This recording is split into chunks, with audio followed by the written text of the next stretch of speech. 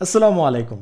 আজকে আমরা tone deaf test করব, অর্থাৎ আমরা কি পৃথিবীর আসল সুর ঠিকমতো শুনতে পারি কি না। তো এটা খুব সিম্পল একটা টেস্ট এবং প্রায় প্রতিটা মানুষেরই আসলে এটা করা উচিত, কারণ অনেক সময় আমরা ভাবি যে আমরা ঠিকই তো সাউন্ড শুনতে পাচ্ছি, কিন্তু হয়তো বা সাউন্ডের মধ্যে আরও বিভিন্ন লেয়ার আছে যেগুলো আমরা কখনো শুনি নেই। কিন্তু যেহেতু আমরা কখনো এই টেস্টে নেই তাই অনেকেই জানে না যে তারা বিভিন্ন জিনিস শুনতে পায় না। সো আজকে আমরা টেস্টটা জলদি করে করব এবং আমি খুব দ্রুত টেস্টটা করব যেন আপনারা একটা আইডিয়া পান যে এই সাউন্ডের টেস্টটা কীভাবে নিতে হয়। সো আমি এখনই শুরু করব। সো ফার্স্টে আমাকে বলছে যে আমি কি কোনো ইনস্ট্রুমেন্ট চালাই নাকি না, আমি পারি না আনফর্চুনেটলি। এবং ফার্স্ট কোয়েশ্চেনটা হচ্ছে যে দুটো সাউন্ড আমাদেরকে দেওয়া থাকবে, আমাদেরকে বলতে হবে যে এই সাউন্ড দুটো, এই টোন দুটো সেম নাকি different.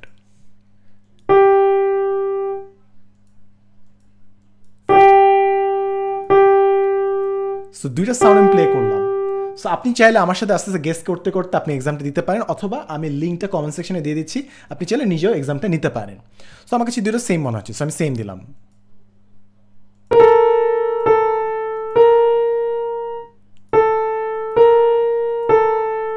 Different, different, same, different, same, different, same, different, same, different.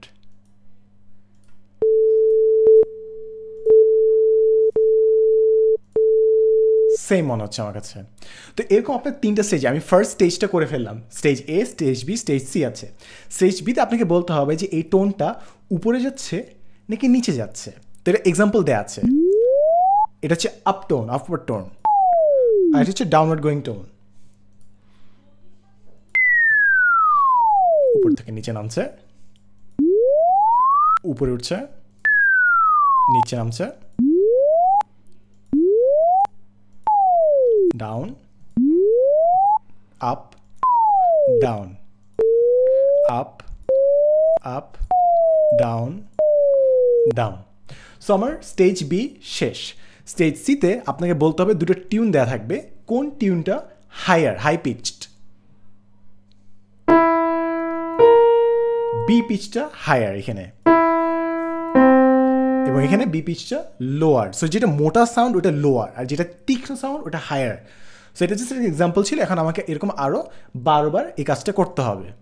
So আপনারা পারলে গেস করেন এখন। B lower, B higher, B lower,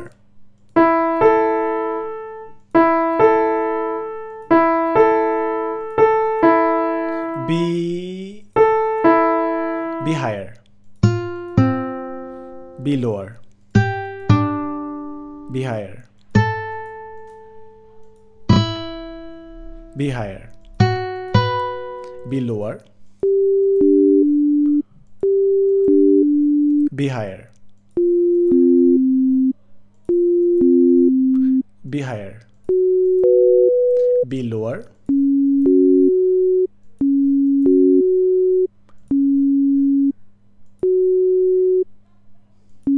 B lower. So আমার টোন ডেফ টেস্ট দেওয়া শেষ। সো আমার 36 আউট অফ 36, 100%, অর্থাৎ আমি যা শুনি, যে টিউনগুলো শুনি একদম পারফেক্টলি আমি শুনছি। So that's a test result. And আপনি চাইলে নিজস্ব সময় এই টেস্টটা নিতে পারেন। এখন একটা অ্যাকচুয়াল প্র্যাকটিক্যাল এক্সাম্পল দিই, যে কারণে এই টেস্ট আপনার মনে হবে যে কেন অ্যাকচুয়ালি কাজের। আপনার বিভিন্ন ল্যাঙ্গুয়েজ আছে, যে ল্যাঙ্গুয়েজে আপনার আর, যে আমরা র বলি না, র, বারবার, রাইস, এই র লেটারটা নাই তাদের ভাষায়। তো আমরা যখন রাইস বলি কিংবা লাইস বলি, ওদের কাছে সেম জিনিসই মনে হয়। আপনার কাছে অবাক মনে হচ্ছে না যে ভাই রাইস, লাইস এই দুটোতে সম্পূর্ণ ডিফারেন্ট জিনিস, র আর ল ডিফারেন্ট জিনিস। বাট যাদের ভাষায় শব্দটাই নাই, টিউনটাই নাই, তারা কিন্তু বুঝতেই পারে না যে ডিফারেন্সটা কোথায়। তারা রাইসকে লাইস বলে, আন্ডারস্ট্যান্ডকে আন্ডারস্ট্যান্ড বলবে। সো তারা রটা উচ্চারণ করতে পারে না, কারণ তারা কখনো ওই টোনটা লাইফে শুনে নেই। সিমিলারলি আমাদের ভাষায় আমরা বাংলা যখন বলছি, আমরা হয়তো রতে বেশি ফোকাস করছি, র বলি, বাড়ি, গাড়ি। বাট অন্য কিছু ভাষায় হয়তো রটাকে মানে বেশি ফোকাস দেয়, রাশিয়া এইভাবে হয়তো বা বলবে। সো ওরা যেভাবে রটা উচ্চারণ করবে বাংলা বলতে গেলে ওরা বারে গারে এভাবে হয়তো বলবে জিনিসটা।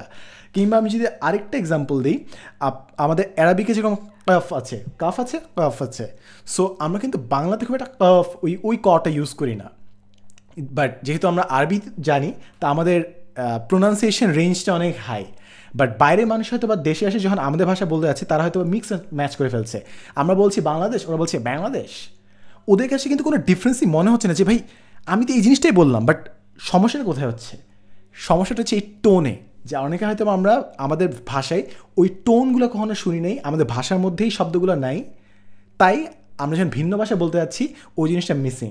বাইরের দেশের মানুষ যখন আমাদের ভাষায় কথা বলে অনেক সময় যখন কাঁচা বাংলায় বলে তখন অবাক লাগে না যে বাংলাদেশ বললাম, বাট ও বাংলাদেশ কেন বলতেছে? সিমিলারলি আমরা যখন ইংলিশ বলতে যাই আমাদের দেশে অ্যাকসেন্টকে এমনভাবে শেখানো হয়, আমরা বলি গিভ এ গ্লাস ওয়াটার, মানে অনেকভাবে আমরা আর উচ্চারণ করি না, এই উচ্চারণ করি না। জিনিসগুলো তাদের কাছে বেশ হাস্যকর মনে হয় যদি আমরা ঠিক মতো না করি, এবং অধিকাংশ ক্ষেত্রে তাই আমাদের এটা খুব জানা ইম্পর্টেন্ট যে আমরা আসলে কি টোন ঠিকমতো ধরতে পারছি কি না। এবং অনেক সময় বাইরে যখন মানুষ যায় তাদের ইংলিশটা আরও বেটার হয়, বিকজ তারা ওই মানুষগুলোর সাথে কথা বলতে না ওই সাটল ভিতরে যে টোনগুলো ওগুলো রপ্ত করে ফেলে, তখন তাদের ইংলিশটা কিংবা যে ভাষায় তারা কথা বলছে সেটা আরও অনেক বেটার হয়। এবং অনেক মানুষ কিছু টোন শুনতে পায় না হয়তো বা, এবং দ্যাটস দ্য ইন্টারেস্টিং পার্ট। আপনি সবাই হয়তো বা সেম সাউন্ড শুনছেন, সেম মিউজিক শুনছেন, বাট কারো এই মিউজিকটা খারাপ লাগতে পারে, কারো এই মিউজিকটা ভালো লাগতে পারে। যদি কেউ টোনটা শুনতেই না পারে সে হয়তো ভাববে যে এই মিউজিকটার মধ্যে এমন কী আছে, এটা তো মজা পাইলাম না। অন্য মানুষের খুব একটা উপভোগ করলো কারণ সে সবগুলো টোন শুনতে পেরেছে। এবার একটা প্র্যাকটিক্যাল জিনিস হচ্ছে আপনি কোন ডিভাইসে এই সাউন্ডটা শুনছেন সেটার উপর নির্ভর করে যে আপনি কী শুনছেন না শুনছেন। আপনি পিসিতে এক ধরনের শুনবেন, আপনি মোবাইল এক ধরনের শুনবেন, মোবাইলে যদি আপনি পোর্ট লাগায় একটা শুনেন ওই পোর্টে আরেক ধরনের সাউন্ড শুনবেন, স্পিকার দিয়ে আরেক ধরনের সাউন্ড শুনবেন। তো আপনার মনে হচ্ছে আপনি একই মিউজিক শুনছেন, বাট ওই মিউজিকটা যখন আরেকজন অন্য ডিভাইসে প্লে করছে সে সম্পূর্ণ ডিফারেন্ট একটা জিনিস হয়তো শুনছে, গাড়ির মধ্যে একভাবে শুনছে, বাইরে আরেকভাবে শিখছে। তো আমরা যে জিনিসগুলো সবসময় ভাবি ইউনিভার্সাল, সাউন্ড কিংবা দৃশ্য, এই জিনিসগুলো আসলে সবাই একইভাবে উপভোগ করে না, এগুলোর মধ্যেও ভিন্নতা আছে, কিন্তু খুব কম মানুষ এটা জানে যে আসলে তারা ভিন্নভাবে এই জিনিসগুলো তাদের সেন্সারটা ক্যাপচার করছে। তো পারলে আজকে আপনিও এই টোন টেস্টটা দিয়ে দিতে পারেন এবং পারলে আপনি রেজাল্ট শেয়ার করতে পারেন। And I wish you all the best. এবং সব বাচ্চার, সব মানুষের এই টেস্টটা একবার অন্তত নেওয়া উচিত, যেন তারা পরবর্তীতে হঠাৎ করে একদিন না জানে যে তারা কোনো একটা টোন বুঝতে পারছে না, ততদিন হয়তো অনেক বেশ ঝামেলা হয়ে যেতে পারে। সাথে থাকার জন্য অনেক অনেক ধন্যবাদ। দেখা হবে পরবর্তী এপিসোডে। And as always, thanks for watching. Assalamu alaikum.